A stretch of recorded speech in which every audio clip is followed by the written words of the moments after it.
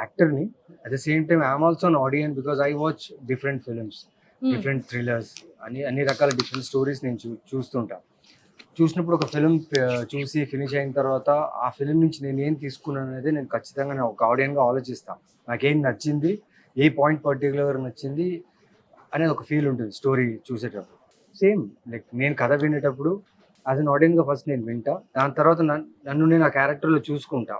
Okay, ఈ particular పాయింట్కి నన్ను ఎందుకైతే కాస్టింగ్ చేశారో ఆ కాస్టింగ్ చేసిన పాయింట్కి if I'm able to pull it off with that thrilling ఎక్స్పీరియన్సా లేదా అని నేను ఆలోచిస్తా.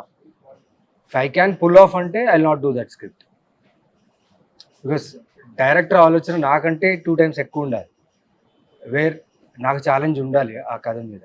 So I feel the narration of the director should really surprise me so that ఒక ఆడియన్స్ ఎలా అయితే సర్ప్రైజ్ ఫీల్ అవుతారో నేను అలా ఫీల్ అవ్వాలని ఆలోచిస్తా. అండ్ కథ వినేటప్పుడు ఐ లిజన్ టు ఎవ్రీథింగ్, ప్రతిదీ నేను వింటా, టైం తీసుకొని వింటా.